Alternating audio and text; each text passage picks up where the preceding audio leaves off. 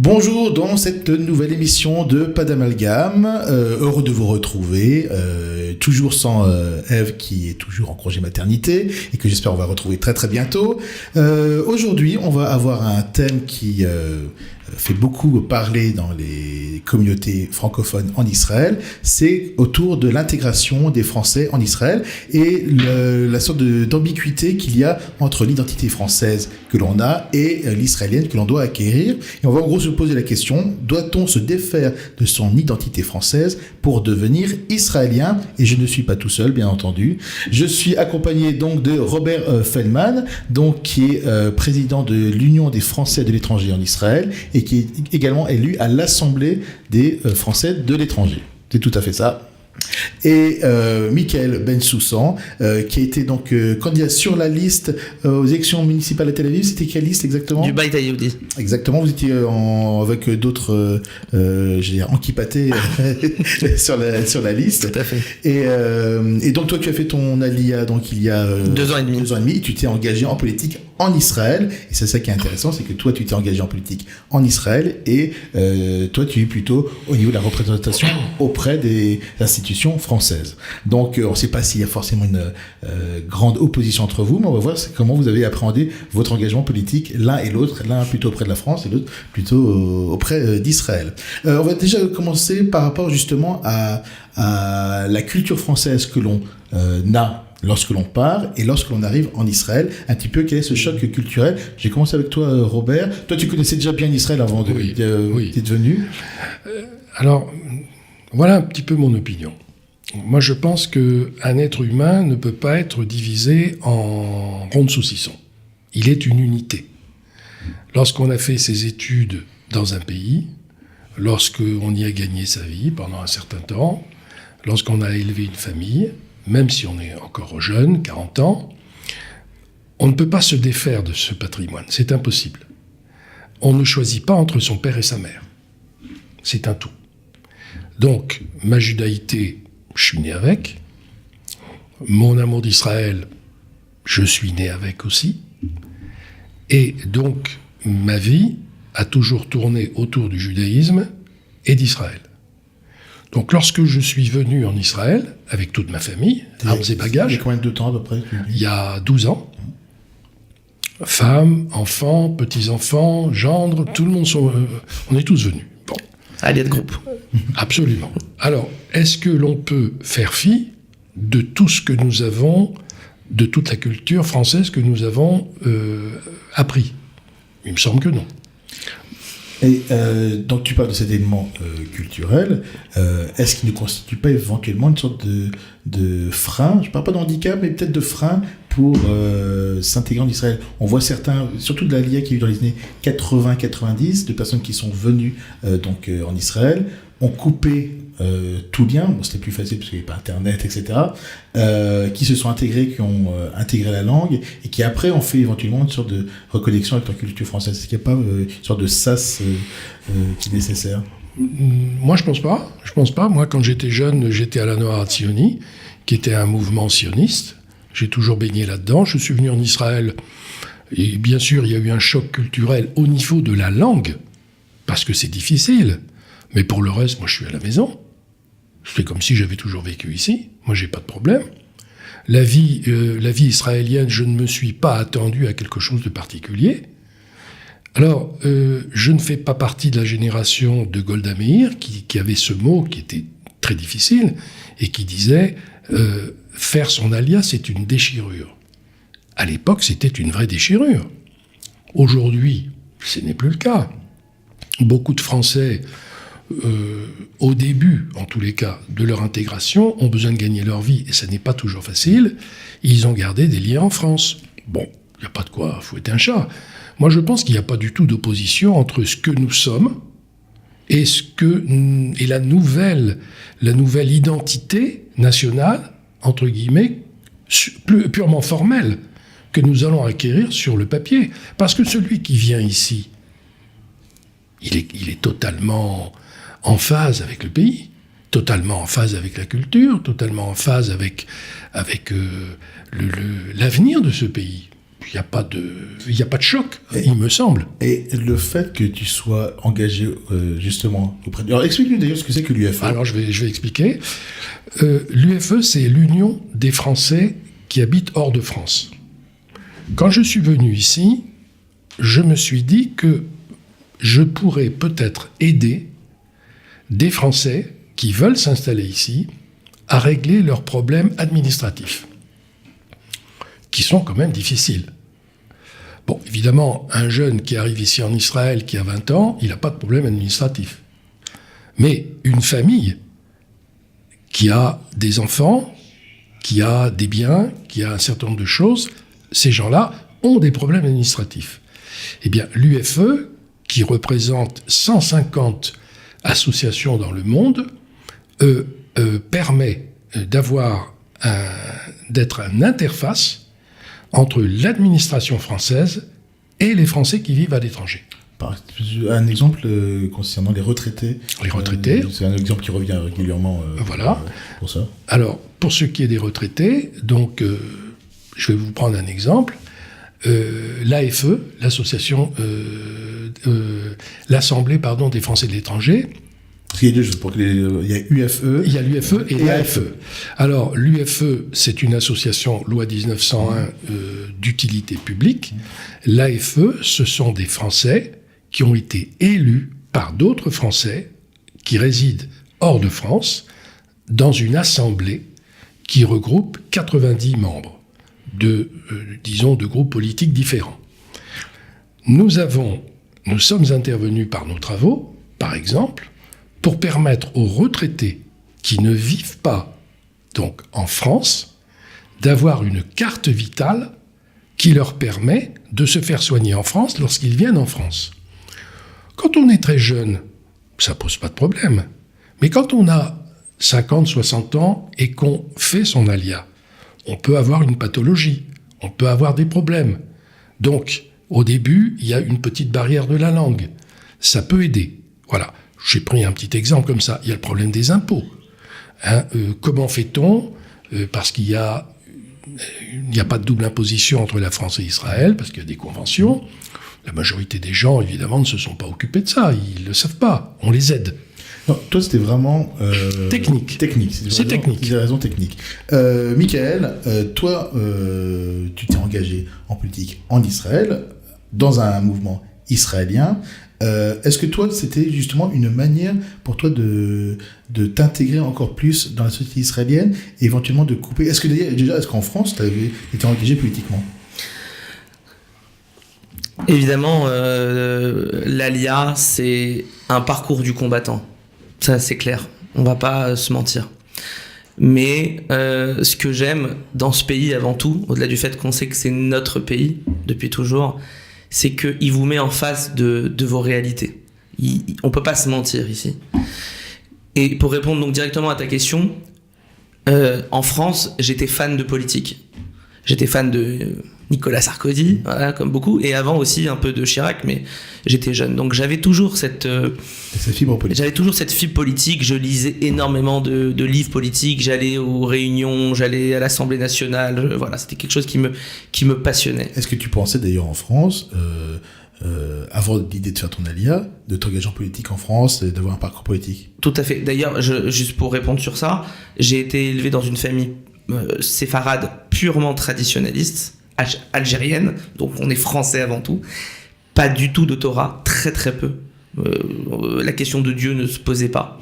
Et le sionisme quasi inexistant. La seule fois où j'avais été en Israël durant mon enfance, adolescence, c'était au Club Med à Eilat. Donc ça vous montre un peu le niveau de ce que ça veut dire. Très faible. Voilà, c'est pour vous dire. Non mais donc c'est pour vous dire. Et je suis un juif de l'Ouest parisien, d'accord. Donc là-dessus, on a été élevé complètement dans la France. D'accord, et dans l'amour de la France. Moi, j'ai aimé la France parce en s'intéressant à la politique, on se pose des questions sur l'histoire, on se pose des questions sur l'économie, sur comment on pourrait gérer l'immigration, cet avenir en fait français. Qu'est-ce que c'est qu'être français ? Mais quand j'ai commencé à approcher de près, on va dire, des députés ou le pouvoir ou des ministres, choses et d'autres, j'ai senti que je n'étais pas à ma place. Pourquoi ? Eh ben, je sentais que Et ça, c'était sans doute quelque chose au plus profond de mon cœur. Je vais pas te dire qu'il faut en faire un alpha et un oméga, mais en tout cas, je sentais que je n'étais pas à ma place. Et pourtant, je vais te dire la vérité, la question d'Israël ne se posait pas dans ma tête. Mais tu sais, on dit qu'il y a pas mieux qu'un antisémite ou qu'un goy, même si j'aime pas ce mot, pour te faire prendre conscience que toi t'es juif. Toi tu peux oublier que t'es juif, mais l'autre ne te fera jamais oublier que toi t'es juif. Et ça a toujours été comme ça dans notre histoire. On a toujours voulu se fondre dans un pays et on en a toujours été chassés. On parlait de la Pologne tout à l'heure, mais c'est vrai de tous les pays du monde. À un moment donné, le juif, une fois que il a galéré, s'est inséré dans la vie publique. Dans ton cas, qu'est-ce qui t'a... tu t'es senti poussé dehors de France ? Non, déjà, je me suis dit, c'est pas mon cœur. L'intérêt que j'en avais, c'était une chose. Et dès qu'il s'agissait de rentrer dedans, j'ai senti au plus profond de moi que non, il fallait...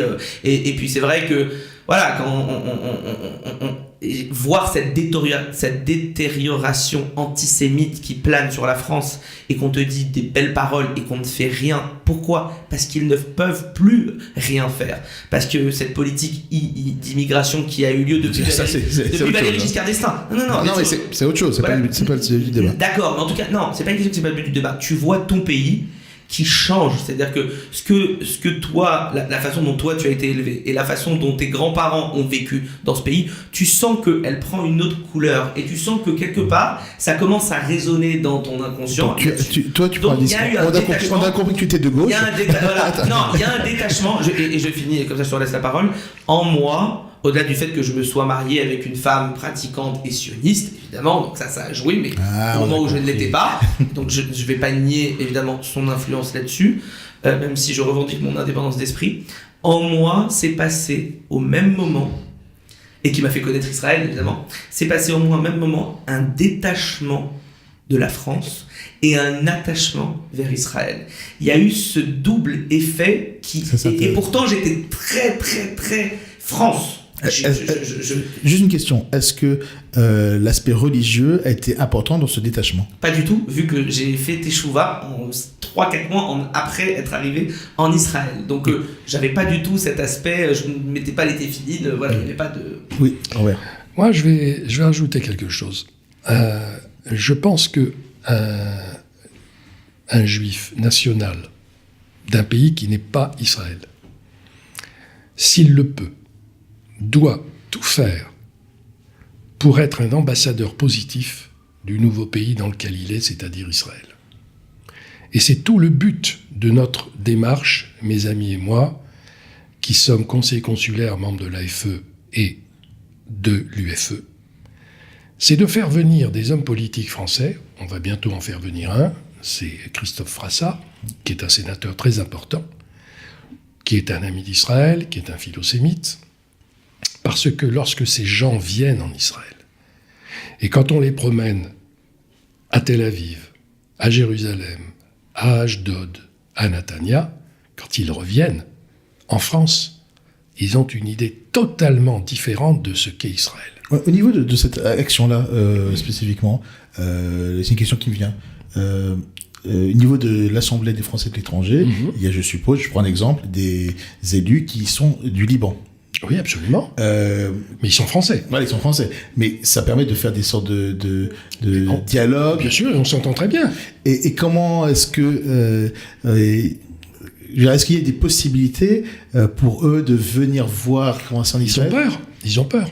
Parce que si ça se sait quand ils rentrent au Liban, je ne te dis pas ce qui se passe. Mais je voudrais rajouter quelque chose. Je voudrais dire... Moi, je suis beaucoup plus âgé que vous deux. À peine. Et je le dis sans acrimonie. Le peuple juif, je ne parle pas à titre individuel, bien entendu. Je parle que la nation juive, pour des raisons précises, n'a pas d'amis. Elle a des alliés de circonstance. Je ne parle pas de nos amitiés exceptionnelles que nous pouvons avoir avec des non-juifs, c'est évident, je ne parle pas de ça. Est-ce que ce n'est pas le cas de toutes les nations ? Non. Le peuple juif a une spécificité tout à fait particulière il est le sel de la terre de toutes les nations. Partout où il est passé, il a laissé une trace indélébile. D'ailleurs, ce qui est intéressant, c'est est-ce qu'on ne fait pas plus français qu'un juif français, pas plus russe qu'un juif russe, et pas plus polonais qu'un juif polonais? Peut-être, ma femme est anglaise, elle est très anglaise, etc. C'est pour ça qu'on se fait chasser. Ils sont anglais depuis 5 générations, hein, mais ça ne change rien. Je veux dire, la judaïté et l'appartenance échevillée au corps, même si on n'est pas religieux, même si... Voilà. Mais je pense que... quelles que soient les circonstances, quand on est en Israël, si on le peut, chacun avec ses armes, chacun avec ses outils, nous devons montrer au monde qui nous entoure, moi, la France, qu'Israël est un pays tout à fait exceptionnel. Je voudrais revenir sur un petit point qui m'intéresse, c'est lorsque tu as parlé de ce détachement, est-ce que cela veut dire que, mis à part la langue que tu parles français, tous les éléments, j'avais presque au niveau psychologique, la France, tu l'as mis totalement derrière. Ou, mis à part de ta famille qui est encore sur place, et c'est évident, mais est-ce que tout ce qui fait de toi quelqu'un de français, tu as presque volontairement cherché à t'en séparer, ou c'est plus... instinctif. Je vais te répondre par une métaphore que je prends souvent. C'est comme quelqu'un qui a divorcé et qui s'est remarié. Il s'est remarié et il est heureux dans son deuxième mariage. Aujourd'hui, c'est très courant, même si c'est très triste de divorcer. Ça cause beaucoup de dégâts. Et comme l'Alia d'ailleurs qui cause beaucoup de dégâts. Et ben, quand on se remarie et qu'on est heureux, et que parfois il y en a, leur vraie femme ou leur vrai bonheur, il est dans un deuxième mariage, voire parfois dans un troisième. Tu leur dis, mais ton ex-femme, là, t'as quand même passé 20 ans avec elle, 15 ans, 10 ans. Tu vois, ça y est, c'est fini. J'ai été plus ou moins heureux avec elle. Je comprends pourquoi j'étais avec elle. Il ne s'agit pas de tout renier en bloc et de faire comme si elle n'existait pas. Mais là, aujourd'hui, le bonheur que j'ai, ce cœur qui s'est agrandi, cette façon de pouvoir se projeter vers l'avant avec cette nouvelle femme que j'ai, rien ne peut me faire regretter ou avoir la larmichette de mon premier mariage. Donc toi, tu es plutôt tu es polygame à ce moment-là. Oui, non, mais moi je le vois pas comme le père et la mère, comme tu disais au début. Moi, je le vois comme j'étais marié. Mon pays, c'est ma femme. Mon pays, c'est ma femme. Quand j'étais en France, j'étais à fond. Et je n'allais même pas en Israël. Mais nous n'avons pas la même nous n'avons pas le même âge. Ok. Et nous n'avons pas le même vécu. Tout à fait. Moi, c'est ça qui est intéressant. C'est ça qui est important. Moi, jamais je ne jetterai le bébé et l'eau du bain. Moi, la France m'a apporté beaucoup. Je suis né... Attention, j'ai pas dit que je jette. Hein. Non, mais... J'ai dit je me détache. Non, je parle pour voilà. ma pensée. Je suis né dans un pays libre, après la guerre. J'ai eu la chance de faire une scolarité. J'ai eu la chance de faire des études. J'ai eu la chance de gagner très confortablement ma vie, dans de bonnes conditions. J'ai pu élever des enfants. Moi, si je suis venu ici, c'est pas parce que je voulais m'enfuir de France ou parce que je n'étais pas heureux en France. Je voulais, de mon vivant, permettre à mes enfants et à mes petits-enfants de devenir israéliens. Pourquoi ? Pour briser l'exil de 2000 ans. C'était mon but. Je peux venir sur une toute petite chose, parce qu'on discute bien sûr avant les émissions, et tu nous as raconté justement par rapport à tes parents et leur lien par rapport à la France. Oui. Et est-ce que tu peux raconter un petit peu ? Bien sûr. Moi, je suis né en 1945, donc après la guerre. Famille ashkénaze. Pas du tout religieuse. Mes parents sont des survivants, mes grands-parents aussi. Hein, c'est pas... Tout le monde connaît ces histoires-là. Seulement, il y avait le yiddish, qui était le centre de notre vie, bien que mon père parlait... Il était né en France, donc il parlait un français très châtié. Ma mère est arrivée de Pologne, elle avait 5 ans, donc elle parlait très très bien le français. Mes grands-parents, eux, c'était un français, un sabir, incompréhensible. Bon. Donc, mais j'ai vécu dans un milieu fermé. C'est-à-dire qu'il y avait le monde juif et le reste du monde. Il n'y avait pas d'osmose entre les deux, sauf pour le travail. Mes parents n'avaient pas d'amis non juifs. Ça n'existait pas. pendant les grandes fêtes, même si c'était pas fêté religieusement. Il y avait des amis à la maison qui venaient, on parlait le yiddish, etc. Mais le monde à côté était un monde du travail. C'était le monde du travail. C'était le monde de la vie quotidienne. Mais le monde intérieur n'en faisait pas partie. Et c'est ça qui est étrange. Et on n'était pas religieux.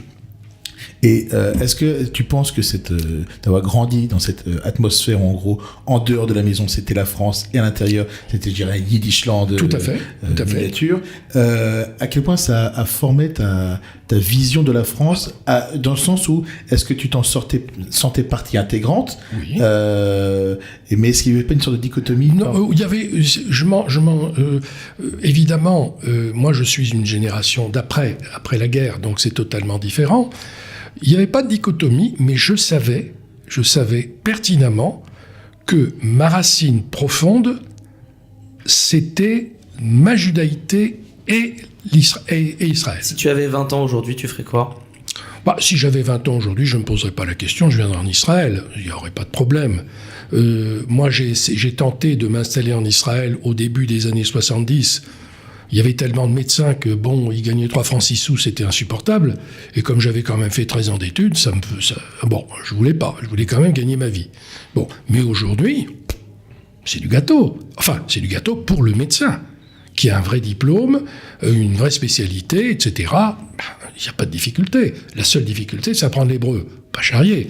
Quand on a fait des études de médecine pendant des années, on peut quand même apprendre l'hébreu. On va arriver justement sur cette problématique de l'hébreu au niveau, parce qu'il y a la langue française, qui n'est pas n'importe quelle langue, qui est une langue qui, au niveau mondial, a son importance, une des langues officielles d'ailleurs de l'ONU.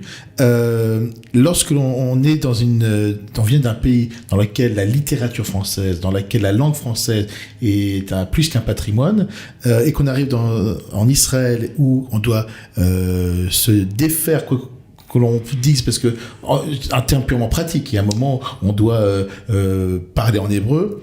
Je t'en ai déjà parlé souvent, parce que quand tu t'es présenté, l'unité de spécificité, c'était que tu ne maîtrisais pas encore l'hébreu. Ces difficultés-là, est-ce que cet attachement peut-être à la France ne freine pas l'apprentissage? Je vais te répondre très brièvement. Moi, je pense que la culture n'a pas de frontières. Alors, il y a la culture et la langue technique dans laquelle on doit travailler. Pour moi, ce sont deux choses différentes. Les grands auteurs israéliens sont traduits. Donc si on a une difficulté, et on peut le comprendre, quand ça n'est pas notre langue maternelle au départ, donc il y aura toujours un défect. Toujours. Quoi qu'on fasse, il manquera des mots de vocabulaire. C'est impossible de faire autrement. Je suis bilingue en anglais. Jamais je ne fais un courrier d'importance sans le montrer à ma femme pour m'assurer qu'il n'y a pas de faute. Pourtant, je parle bien. Donc alors l'hébreu, j'en parle pas. Donc ce que je veux dire, c'est que on peut très bien s'investir dans la culture hébraïque avec nos moyens, en sachant qu'elle sera jamais complète, c'est impossible, mais la culture n'a pas de limite. Mais la vie quotidienne, ça, il faut absolument faire l'effort de la langue pour gagner sa vie. Ça, c'est obligatoire. L'alia et l'intégration, et c'est comme tout, ce n'est qu'une question de volonté. Absolument. Déjà, faire son alia, c'est une question de volonté. Et la plupart du temps, on nous dit « Oui, mais l'hébreu, oui, mais le travail, oui, mais... » Quoi, oui, mais... Tu as la volonté ou pas. C'est comme tout. Donc, apprendre l'hébreu, c'est pas plus compliqué. Il y en a qui arrivent à apprendre le chinois ou l'allemand. Ou l'allemand, voilà, on va rester dans l'allemand. Donc... T'es sûr? Oui. Donc, on a la chance d'avoir quand même une grande communauté francophone. Moi, je me suis peut-être détaché de la France, parce que c'est vrai qu'en plus, j'y vais très rarement, et j'ai aucun intérêt d'y aller, et j'ai tout fait pour pas avoir à y aller, sauf pour voir ma famille, mais maintenant, j'ai la chance qu'ils viennent, eux, plus souvent. Autant j'ai pu me détacher physiquement de la France, mais je ne me détache en aucune manière des Français, ni des francophones. Donc, ça aussi, ce paramètre, il est important. Ce territoire France et son avenir de la France, la grande dame, ne m'intéresse plus, parce que pour moi, il n'est plus en adéquation avec ce en quoi je crois. pour moi, c'était un très grand pays, et aujourd'hui, ça ne l'est plus. Non, juste une question. Mais les Français en eux-mêmes, et les Français en eux-mêmes, je les aime, je les porte dans mon cœur, et en rien, je ne m'en détache. Il y a une chose très intéressante que je viens de dire là. Tu dis, voilà ce qui se passe en France, etc. Ça correspond pas à l'image que je me fais d'un pays, etc. Imagine, mais en fait, que tout se passe bien en France. Est-ce que tu aurais fait ton alia? Et je vais te dire une chose. Mon alia a été implémenté par ma femme qui m'a fait découvrir Israël. Tu comprends ? Je ne connaissais pas Israël. Et je ne connaissais pas en fait mon identité juive profonde vu que je n'étais pas religieux. Ce qui nous a valu beaucoup de bagarres au début du mariage puisque c'était un mariage mixte. Premier Shabbat, j'allume la télé, elle me dit non, je dis si t'es pas content, il y a pas, ça n'existe pas. Tu vois, donc je gardais ma poigne par rapport à mes croyances. Et toi aussi, tu sais de quoi tu parles. Donc c'est très important d'avoir son identité de couple et son identité personnelle. Et en découvrant Israël, mais ça a mis des années, ça a mis 7 ans, où je suis allé 2, 3, 4 fois par an en Israël, où j'ai tourné, je suis tombé amoureux. Donc, qu'est-ce que ça veut dire si tout allait bien en France ? Et si, je ne sais pas, je vais répondre à et si. Non, parce que c'est une question intéressante parce que c'est. Et si c'était facile de bien gagner sa vie en Israël, est-ce que tout le monde serait là ? Voilà, non, c'est une vraie question parce on refait le monde.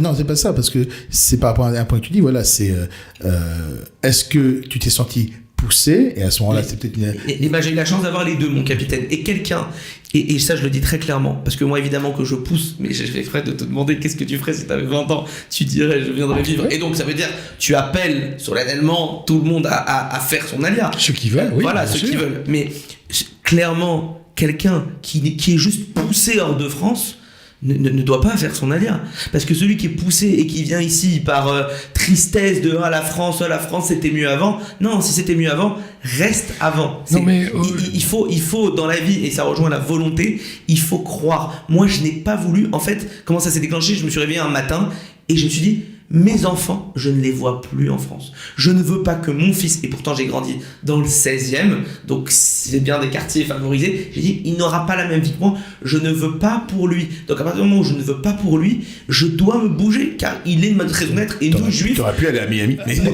j'aurais pu aller à Miami, mais nous juifs, on pense à nos enfants, c'est ça aussi qui fait notre spécificité. T'inquiète pas les autres, les Italiens aussi. Non, d'accord, mais nous c'est toujours... Regarde une mère italienne. Non, moi je pense que, si tu veux... je pense que l'avenir des Juifs qui se sentent Juifs en Europe, il n'y en a plus. Il n'y aura pas une Shoah, ce n'est pas parce que on va nous massacrer comme des chiens. Non, ce n'est pas ça du tout.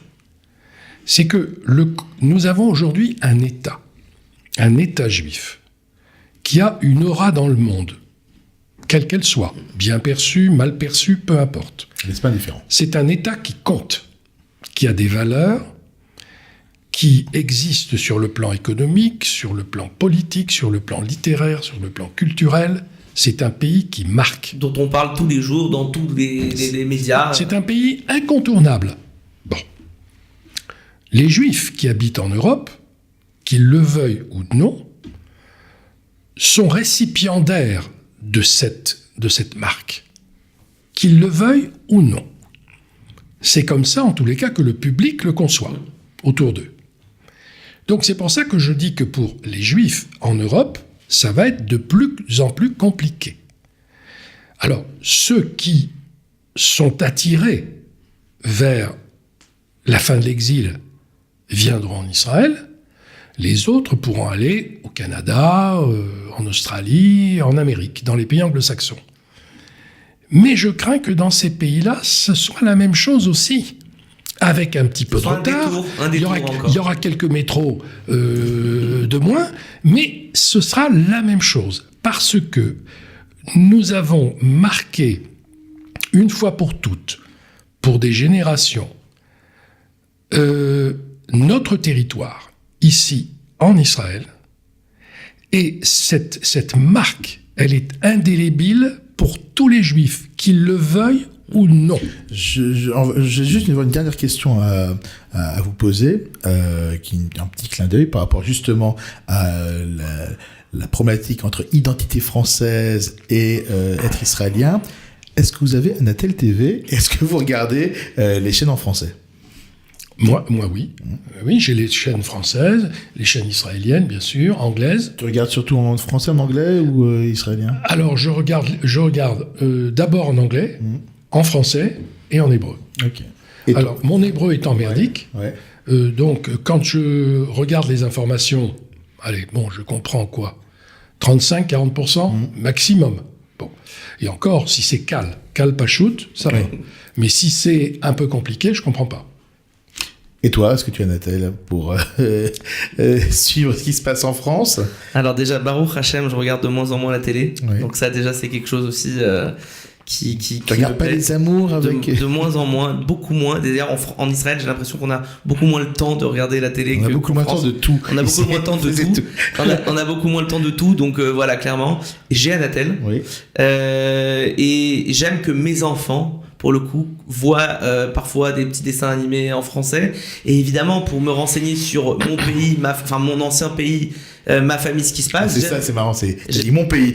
Oui, bah, parce que j'ai quand même le passeport, toujours. Je l'ai pas brûlé. Parfois, on me dit, tu te prends plus pour un français, alors vas-y, jette le passeport. Tu sais, on veut me taquiner parce que je pousse, tu vois. Ouais. Non, bah, je garde le passeport, je vais pas mentir. Donc, c'est mon pays, on est binationaux. Ah bah, de fait, évidemment. on est binationaux. C'est ma langue maternelle. Jamais je ne parlerai, si ce n'est 20% l'hébreu comme je parle le français, ou 30%, on va dire. Donc, clairement, je ne m'en défrais pas. Mais je suis heureux de voir mes enfants dans ce pays.